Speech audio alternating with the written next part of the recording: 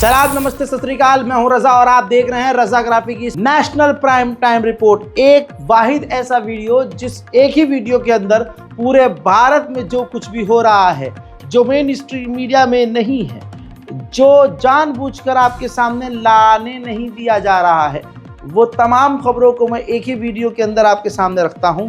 और ऐसी खबरों की वजह से आज इतनी बड़ी मुसीबत में आ चुका हूं कि चैनल खतरे में, जान खतरे में, ज़िंदगी खतरे में, भाई साहब पूरा का पूरा इंसान खतरे में। लेकिन फिर भी अल्लाह का नाम लेकर अपने मुल्क की खुशहाली के लिए, पिछड़े हुए लोगों के लिए, दबे हुए मजलूम लोगों के लिए बोलने की हिम्मत कर रहा हूं, लिहाजा साथ दीजिएगा। दोस्त, बताना चाहूँगा कि यादव समाज बुरी तरह से निशाने पर है। निशाने पर किसके है? कभी माननीय योगी जी लाल टोपी बोलकर अखिलेश यादव को निशाने पर लेते हैं, कभी उनकी पुलिस यादव को ही चुनकर एनकाउंटर में मार देती है।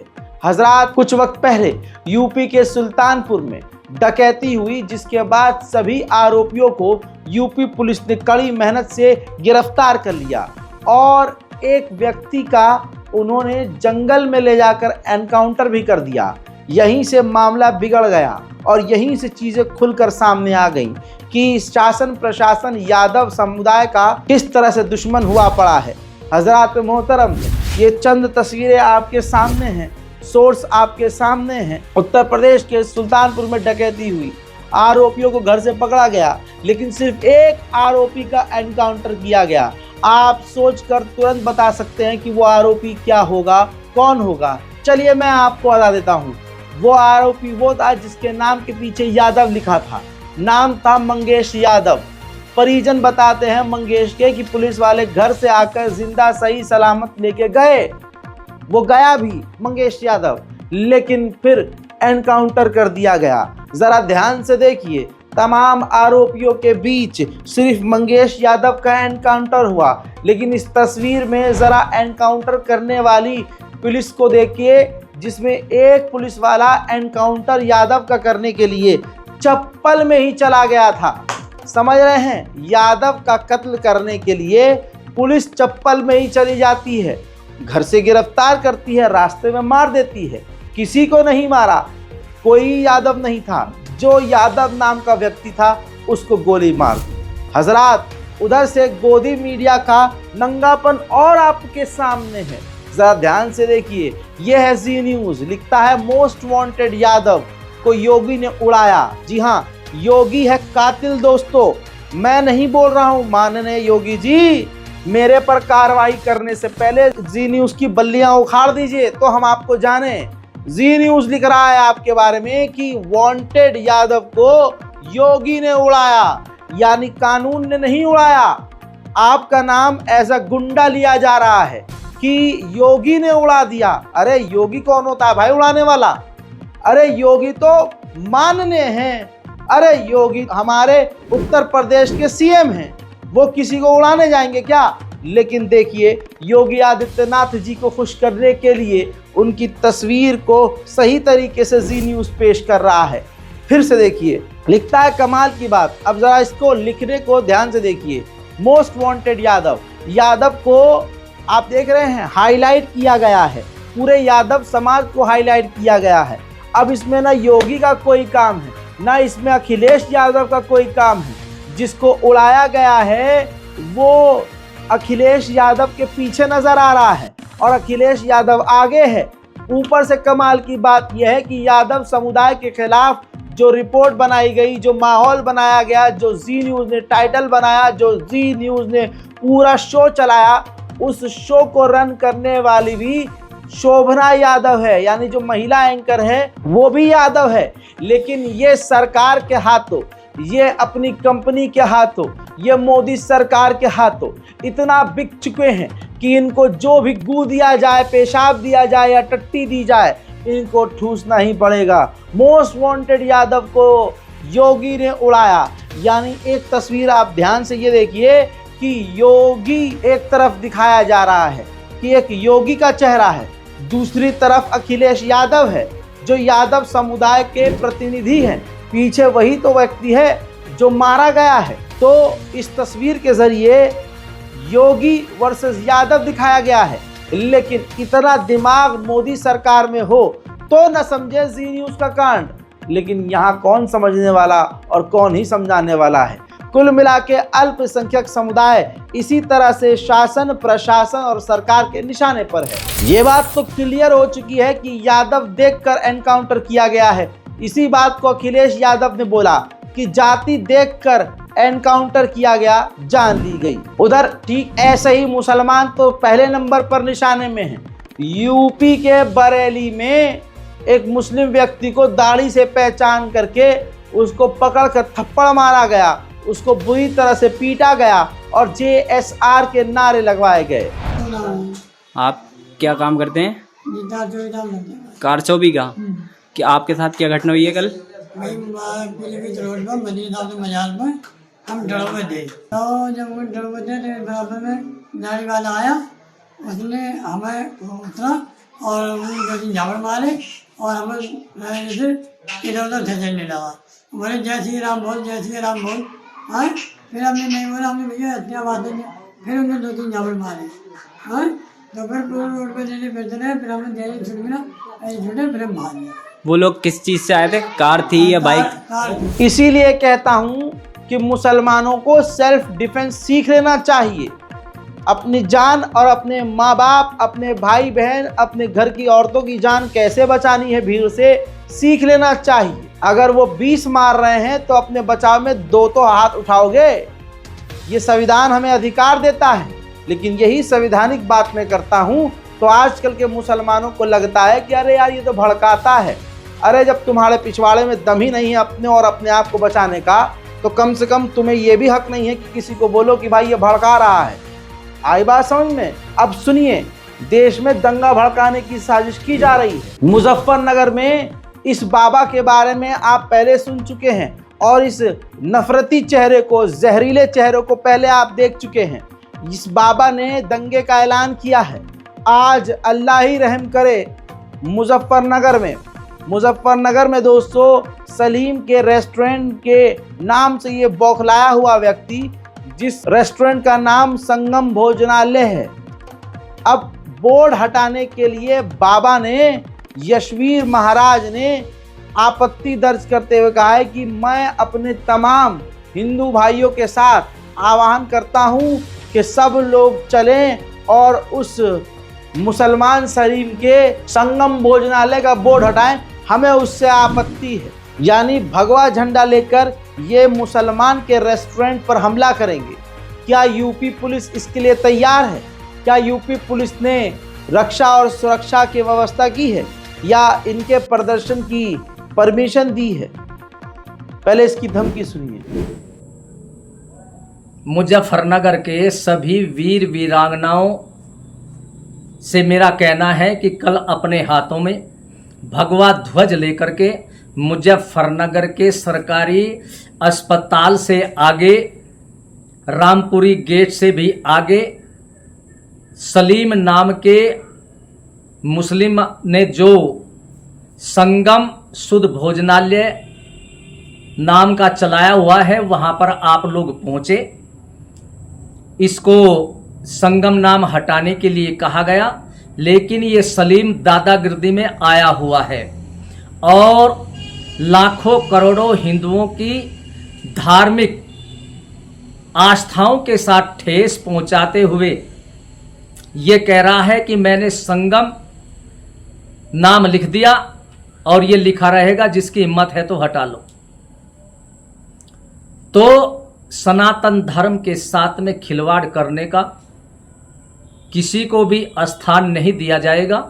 अब समय आ गया है कि आप लोग अधिक से अधिक संख्या में वहां पहुंच। सवाल यहां पर मैं ये करना चाहता हूं, दंगे की आज क्या साजिश है आपको पता चल गया है, लेकिन सवाल ये है, ये कहते हैं संगम भोजनालय नाम मुसलमान नहीं रख सकता। योगी आदित्यनाथ अलीगढ़ को हरिगढ़ कर रहे हैं, तो हरिगढ़ हिंदी नाम हो गया, तो इसका मतलब मुसलमान हरिगढ़ को हरिगढ़ ना बोले, अलीगढ़ बोले भाई, है ना? क्योंकि मुसलमान नाम बोले, हिंदू नाम नहीं बोल सकता। और संगम भोजनालय का मतलब क्या है? संगम मतलब बताओ, मिलन, आपसी, और भोजनालय खाना खाने की जगह यानी रेस्टोरेंट। तो अगर एक मुसलमान ने वही काम किया जो योगी आदित्यनाथ कर रहे हैं, जो भाजपा और हिंदूवादी कर रहे हैं कि नहीं नहीं उर्दू नाम नहीं इसका हिंदी नाम करो, तो उसने अपने रेस्टोरेंट का नाम हिंदी में ही रखा है, तो इन लवड़े ने भुज्जम चिमगांडुओं को दिक्कत हो रही है। न इनको इधर चैन है न इधर चैन है। अरे मेरी जान, जाके बवासीर का इलाज कराओ, एक जगह तशरीह तुम्हारी टिक नहीं पा रही है। पूरे देश में मुसलमानों के खिलाफ नफरत को मोदी के चाहने वालों ने और खुद मोदी जी ने बढ़ा दिया है। अगर मोदी जी इतने ईमानदार हैं तो क्यों नहीं आकर रात को 8 बजे कहते हैं कि भाइयों बहनों, मेरे तमाम हिंदू भाइयों, ये मुसलमान हमारे भाई हैं, इन पर हमला करना ऐसा है जैसे तुम अपने भाई पर ही हमला। लेकिन ऐसे खूबसूरत जुमले हम प्रधानमंत्री मोदी के मुंह से सुन ही नहीं सकते, क्योंकि ये सारी जो नफरत की नदी बह रही है सब वहीं से तो आ रही है। इलाहाबाद के फूलपुर में भी रैली निकाली गई 24 अगस्त को, जिसमें मुसलमानों के खिलाफ आपत्तिजनक नारे लगाए गए। लेकिन यहाँ भी पुलिस अब्बा डब्बा चब्बा हुई पड़ी है, किसी को गिरफ्तार नहीं कर सकती है क्योंकि ये मुसलमान नहीं है। वरना जिस तरह से हजारों लोग मुसलमानों के खिलाफ नारेबाजी कर रहे हैं, अगर 4 मुसलमान 2 मुसलमान खड़े होकर मुंह पे कपड़ा लपेटकर रात के अंधेरे में बहुसंख्यक समुदाय के खुदा न खास्ता बारे में कुछ उल्टा सीधा बोल दे, तो भाई जादू करके एड़ी चोटी का जोर लगा के 7वें आसमान से उन 4 मुसलमानों को उत्तर प्रदेश पुलिस पकड़कर जेल में डाल देगी। और उनमें से एक आध को आप सुनेंगे कि भाई साहब वो जेल में ही जो है कस्टडी में मर गया है, बाकी 3 साल जेल में सड़ेंगे, पता नहीं कब बाहर आएंगे। उमर खालिद को तो आप देख ही रहे हैं और उनके 7 कईयों को आप देख रहे हैं। हजरात मोहतरम, इलाहाबाद के फूलपुर में ये क्या हो रहा है देखिए, जो पुलिस को नहीं दिख रहा है।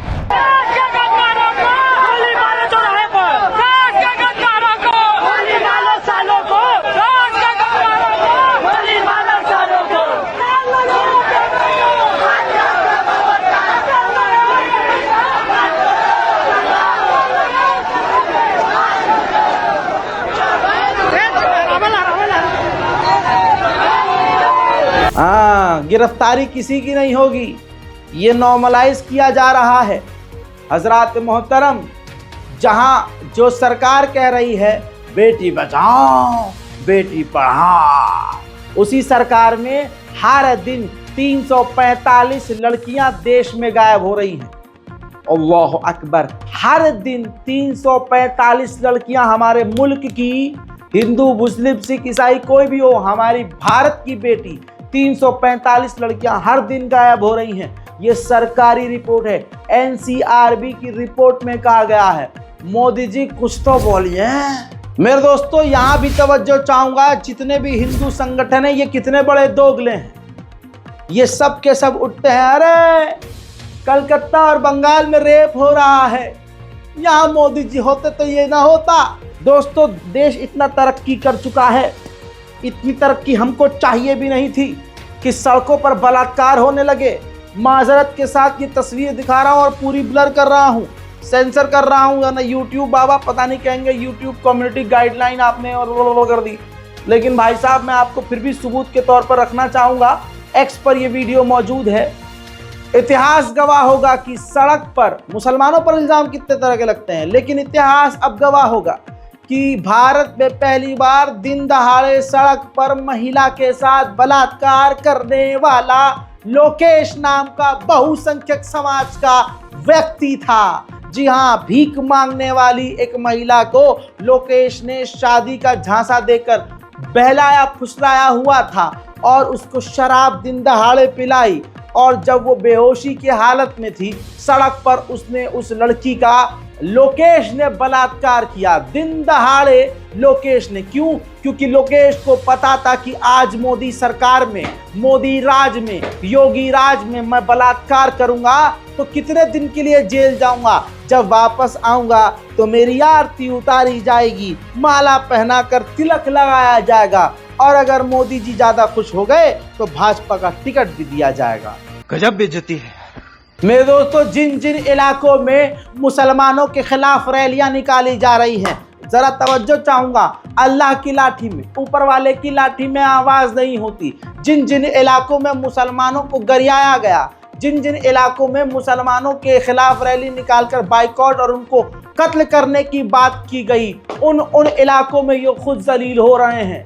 सुभान अल्लाह। नीचे कमेंट में लिखिएगा, चैनल को सब्सक्राइब कीजिएगा। और अगर आप मेरे चैनल पर नए हैं तो एक बात बता दूं आपको कि रजाग्राफी अनस्क्रिप्टेड जो हमारा दूसरा चैनल है, ये देखिए जो दूसरा चैनल है, इस पर लगातार इजराइल, फिलिस्तीन, मिडिल ईस्ट, इंटरनेशनल न्यूज़ सब की सब मैं अपडेट यहीं दे रहा हूं पिछले 4 दिन से। तो इधर भी जाइए, चैनल को सब्सक्राइब कीजिए और देखिए। आगे चलते हैं, कंटिन्यू करते हैं।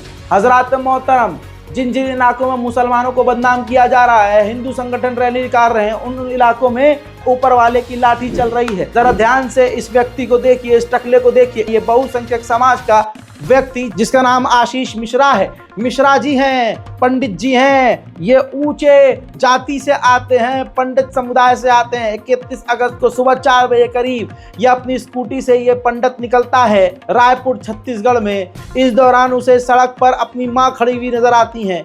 बहुत सारी माएँ खड़ी होती हैं क्योंकि गाय इनकी माता होती है, गाय को ये माँ कहते हैं। और इस माँ के चक्कर में मुसलमानों का नरसंहार जारी है। गौरक्षा दल के जितने भी जानवर हैं, कुत्ता नुमा, सब गधे के पिछवाड़े में घुसे हुए। इस खबर के बाद दोस्तों बता दूं कि गाय बहुत सारी खड़ी हुई दिखती है। उन्हें देखने के बाद पता नहीं इसके अंदर कौन से बैल का जिन आ जाता है, और इसके बाद आरोपी अपनी स्कूटी को किनारे खड़ी करता है और अपनी माँ के साथ बलात्कार करता है, गाय के साथ दुष्कर्म करता है। मेरे पास दुष्कर्म करने का वो सीसीटीवी फुटेज मौजूद है, जिस सीसीटीवी फुटेज के जरिए पुलिस ने इसको गिरफ्तार किया है, लेकिन वो मैं दिखा नहीं सकता हूं क्योंकि आप परिवार के साथ देख रहे हैं। खबर समझने की कोशिश कीजिए। जो बहुसंख्यक समुदाय का सड़ा हुआ, गोबर से भी गंदा अंग, जो अपने आप को गौरक्षा दल कहता है, अपने पिछवाड़े में हाथ डाल के उल्टा मुंह करके लेटा हुआ है। तुम्हारी मां का बलात्कार तुम्हारे समुदाय का कर रहा है।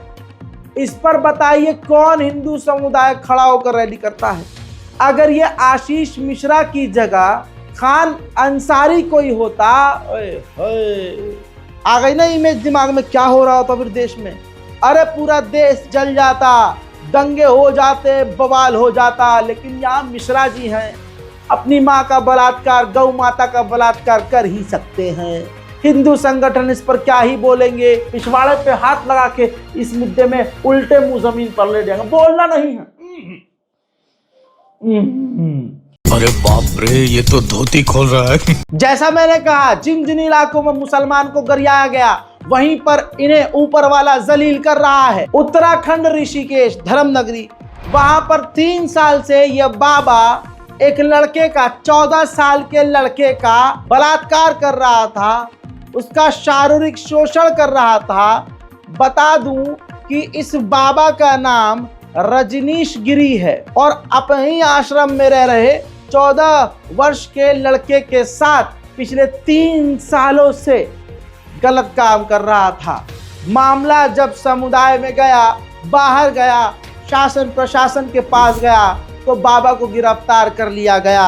अब वहाँ के जो हिंदू संगठन जो शोर मचा रहे थे, मूल्य बलात्कारी होते हैं, यादव ऐसे होते हैं, ईसाई ऐसे होते हैं, अब वो सब के सब गधे के पिछवाड़े में अपना पूरा मुंह घुसाकर खामोश हो गए हैं। उधर यूपी पुलिस ने बहुत सराहनीय कदम उठाया है। बहुत कम होता है कि यूपी पुलिस दिल जीतती है, लेकिन जीत तो लिया है इस बार, जो बात हकीकत है। असल में ये स्कूल देखिए, मॉडर्न स्कूल जूनियर विंग है नोएडा में। मॉडर्न स्कूल की प्रिंसिपल प्रीति शुक्ला क्लास टीचर सरिता सुनेजा और सुपरवाइजर वसंत पांडे, ठेकेदार मुकेश कुमार को, इन तमाम लोगों को पुलिस ने गिरफ्तार कर लिया है। इस स्कूल में एक मजदूर ने 6 साल की बच्ची से छेड़छाड़ की। स्कूल ने एक्शन लेने के बजाय आरोपी को ही यानी उस मजदूर को भगा दिया, जिसके बाद जब पुलिस कंप्लेंट हुई, मामला पुलिस की नज़र में आया तो घंटों के अंदर ही पुलिस ने पूरे स्कूल के प्रशासन को ही जेल के अंदर ठूस दिया। ये यूपी पुलिस ने वो काम किया है कि अगर यूपी नोएडा पुलिस ये काम ऐसे ही करने लगे तो ऐसे क्राइम 1 महीने के अंदर आधे हो जाएं। हजरात मोहतरम, आपको ये भी याद होगा कि यूपी में लखनऊ में चलती हुई एम्बुलेंस में एम्बुलेंस के चालक और एम्बुलेंस के चालक के सहयोगी ने एक महिला के साथ बलात्कार करने की कोशिश की और छेड़छाड़ नहीं तो कर ही दी और बीच रास्ते में उसको उतार दिया जब उसने फिजिकल होने से इनकार कर दिया और शोर मचाया, जिसकी वजह से इलाज न मिलने की वजह से उनके पति की मौत भी हो गई थी। ये वही खूंखार एम्बुलेंस है और उस एम्बुलेंस का आरोपी अब गिरफ्तार है। गाजीपुर जनपद लखनऊ पीछे आपको नजर आ रहा है।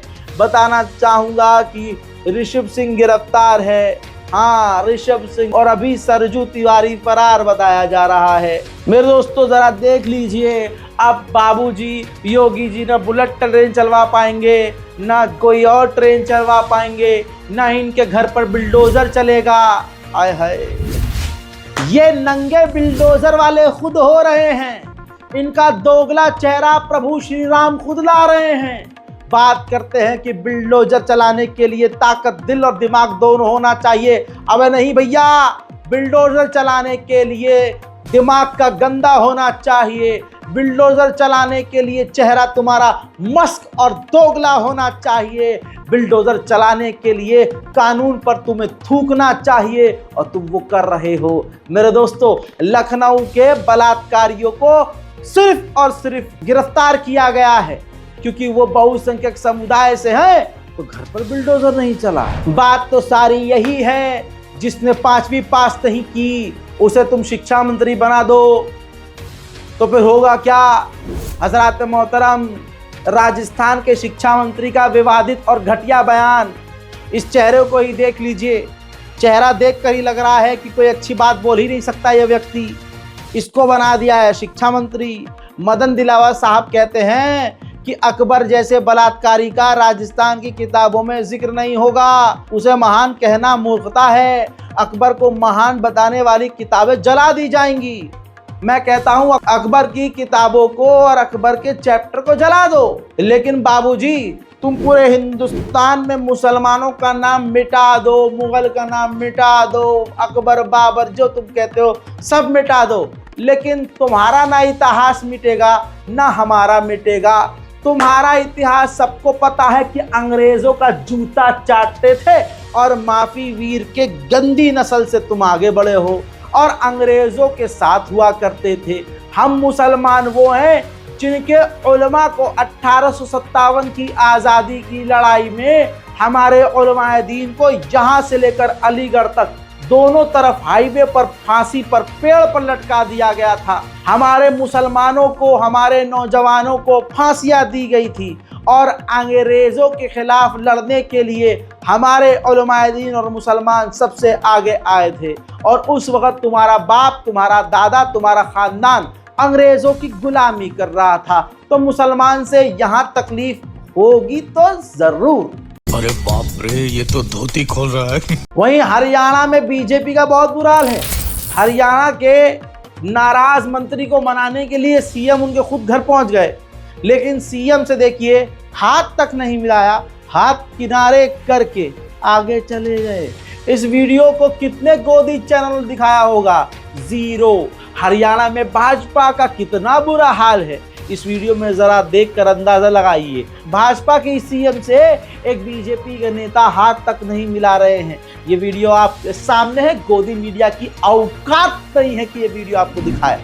उधर पहलवान जिनको मोदी और योगी सरकार ने उनके मुंह को पैर रखकर कुचल दिया था, उनको कांग्रेस ने सहारा दिया। बजरंग पुनिया और विनेश फोगाट को शामिल कर लिया है कांग्रेस के अंदर। जी हाँ, जिसमें बहुत जल्दी दोनों ही कांग्रेस का प्रचार करते हुए विनेश फोगाट जो हैं वो चुनाव लड़ेंगी हरियाणा के जोलाना से। उधर अखिल भारतीय किसान कांग्रेस के कार्यकारी अध्यक्ष बन चुके हैं बजरंग पुनिया। अब विनेश फोगाट ने खुद अपने मुंह से कहा कि बुरे समय में पता चलता है कि अपना कौन है। जब हम सड़क पर घसीटे जा रहे थे तब बीजेपी को छोड़कर सबने हमारा साथ दिया। याद रखिएगा, ये बीजेपी गद्दारी के तमाम काम करती है और आईटी सेल इस देश की सबसे बड़ी गद्दार है। बजरंग पुनिया ने तभी कहा कि जब देश की बेटी हारी, विनेश फोगाट ओलंपिक में हारी, तो बीजेपी आईटी सेल खुशियां मना रहा था। जिस दिन विनेश फाइनल में गई उस दिन पूरा देश जोश में था, पूरा जश्न हुआ। लेकिन अगले दिन जो घटना हुई पूरा देश दुखी था। लेकिन कुछ आईटी सेल थी जो पूरा देश में जश्न मना रही थी, तो ये देश के लिए बड़े दुख की बात है। और पूरे देश को सोचना चाहिए कि आप किन लोगों को सपोर्ट कर रहे हैं, जो देश में खिलाड़ियों के साथ, महिलाओं के साथ, किसानों के साथ, जवानों के साथ जो मेरे दोस्तों, आपको बताना चाहूंगा, गाजियाबाद में एक मंदिर के अंदर मुर्गे के अवशेष फेंक दिए गए, गोश्त फेंक दिया गया मुर्गे का। अब आसपास के लोगों ने सोचा ये तो मुल्लों का काम है, मिल गया मौका, अब तो होंगे दंगे, अब होगा टाइम पास। लेकिन आसपास के लोग हिंदू समझदार भी थे। हिंदुओं को यह बात अच्छे से पता चल चुकी है अब कि खास जो संगठन के लोग होते हैं ये काम करते हैं और कुछ सनकी भी होते हैं जो ये काम करते हैं। दंगा मचवाने के लिए कुछ भी हो सकता है। शासन प्रशासन भी सही समय पर एक्टिव था। गाजियाबाद की पुलिस ने तुरंत कार्रवाई की, जांच पड़ताल करी और कुछ ही घंटों में पता चल गया कि किसी मुसलमान का इसमें कोई रोल नहीं था, बल्कि भगवान से प्रार्थना करने वाला एक व्यक्ति, जब उसने देखा कि हमारे भगवान हमारी सुन ही नहीं रहे हैं और जो मैं मांग रहा हूँ भगवान ने मुझे दिया ही नहीं, तो भगवान से ही नाराज होकर भगवान पर ही हिंदू व्यक्ति जिसका नाम वीरपाल गुर्जर है, उसने मुर्गे के अवशेष फेंक दिए। मेरी बात नहीं मानता है, मेरी प्रार्थना नहीं सुनता, ले मुर्गा तेरे ऊपर। यार इससे एक बार अल्हम्दुलिल्लाह हम मुसलमान हैं, बात ही खत्म। सुभान अल्लाह। हजरात मोहतरम, जिन जिन इलाकों में मुसलमानों को बदनाम करने की बात की गई, मुसलमानों को बाइकआउट करने की बात की गई, जैसे मध्य प्रदेश, पूरे मध्य प्रदेश में आपने सुना, जबलपुर में आपने रैलियां देखी कि मुसलमानों का बाइकआउट करो, मुल्लों से सामान नहीं खरीदो। भाई मत खरीदो, बिल्कुल मत खरीदो, क्योंकि पाक सामान खाने वाला पाक इंसान होना चाहिए। सफाई पसंद इंसान ही सफाई जगह से साफ हाथों से खाना खाएगा। अब तस्वीर देखिए, मध्य प्रदेश का जबलपुर का एक खूबसूरत मंजर है। पैरों से मैदा गूंथकर मोमोज बनाने का वीडियो वायरल हुआ। पुलिस ने मोमोज की दुकान संचालक राजकुमार गोस्वामी और सचिन गोस्वामी को गिरफ्तार किया है। गोस्वामी लोगों का बहुत, आप देखते हैं, हलवाई होते हैं और इनके हाथ का लोगों को बहुत पसंद होता है। मैं उम्मीद करूंगा कि आप मुसलमानों का बाइकआउट करेंगे और गोस्वामी की दुकान पर जाकर मोमोज के चटकारे जरूर लेंगे। अब ऐसा नहीं है कि मुस्लिम समुदाय में ऐसा नहीं होता है, लेकिन अगर एवरेज देखेंगे तो मुसलमान कम से कम गाँव खुजा कर जो है गोलगप्पे के पानी के अंदर अंगूठा घुसा के आपके मुंह में नहीं डालेगा, हालांकि लोगों को उसी में मजा आता है। मेरे दोस्तों, जिस आदमी के कहने से रूस और यूक्रेन की जंग रुक जाए, पुतिन को दस्त लग जाए, ज़ेलेंस्की थर थर कांपने लगे, जिसके कहने से इजराइल मूत दे और इजराइल फिलिस्तीन पे हमला बंद कर दे, उस व्यक्ति के कहने पर मणिपुर में जंग ही नहीं रुक रही है। इसकी बहन की मजे ही मजे। कमाल हो गया ना। अब आप देखिए, ये मेरी रिपोर्ट, मेरी खबर नहीं है भैया, नेशनल मीडिया में है। मणिपुर के पूर्व सीएम के घर पर रॉकेट से हमला। मणिपुर में शुक्रवार को संदिग्ध उग्रवादियों ने पूर्व सीएम के घर पर रॉकेट से हमला कर दिया, जिसमें एक बुजुर्ग व्यक्ति की मौके पर ही मौत हो गई। वही धमाका होने के बाद 5 से 6 लोग घायल हुए। एनडीटीवी सोर्स है, यानी मणिपुर में मिसाइल रॉकेट चल रहे हैं, लेकिन चाचा इजराइल, फिलिस्तीन, यूक्रेन और रशिया की जंग रुकवा रहे हैं। मैं क्या करूं, फाड़ दूं, मर जाऊं, क्या करूं? Control control. मेरे दोस्तों, ये ससुरे जो करते हैं उसका उल्टा होता है। कुछ वक्त पहले शाहरुख खान का खूब बाइकॉट की बात करी, लेकिन आज भारत का सबसे बड़ा टैक्स पेयर शाहरुख खान है। 92 करोड़ रुपया टैक्स दिया है। ये पहला भारत का सेलिब्रिटी है। नंबर 1 अक्षय कुमार गया तेल लेने कनाडा। सुनो, भारतीय है शाहरुख खान, जिसके बाप दादा हैं भारतीय स्वतंत्रता सेनानी। उस शाहरुख खान ने जिसका बाइकॉट करने के लिए बीजेपी और आरएसएस ने ऊपर से लेकर अंडों तक का जोड़ लगा दिया, लेकिन मिला बाबा जी का ठुल्लू। उसी शाहरुख खान ने इस भारत माँ को 92 करोड़ रुपया टैक्स दिया। तो अन्न भक्तों, कैसे हो हैं? ये क्या हुआ? अरे यार, ये तो तुम्हारा बहुत बुरा हाल हो गया हैं? और देखते ही देखते हमारा जाने का टाइम हो गया। नाम याद रखना, हमारा नाम रजा है। जब तक हम जिंदा हैं तुम्हारे लिए सजा है। चलिए, बहुत बहुत शुक्रिया। अब आपको बताते हैं एक नई स्कीम। ये पट्टी जो आप बार बार देख रहे थे, भाई साहब, आप हमारे चैनल पर हमारी वीडियो के अंदर अपने ब्रांड प्रमोट कर सकते हैं। आप प्रमोशन कर सकते हैं। और भाई, ये फ्री नहीं है। फ्री की सेवाएं हम बहुत दे चुके हैं। जिनकी कंपनी है, जिनका कोई प्रोडक्ट है, जो सच में अपने बिजनेस को ऊपर ले जाना चाहते हैं, अच्छा अर्न करना चाहते हैं, वो हमसे हमारी ईमेल आईडी razagraphybusiness@gmail.com पर इंक्वायरी डालें, हमारी टीम से संपर्क करें और हमारी हर वीडियो में अपना एडवर्टाइजमेंट, यानी अपने थोबड़े का नहीं, अपने काम का एडवर्टाइजमेंट पाएं। मैं हूं रजा और आप देख रहे थे रजाग्राफी। जय हिंद।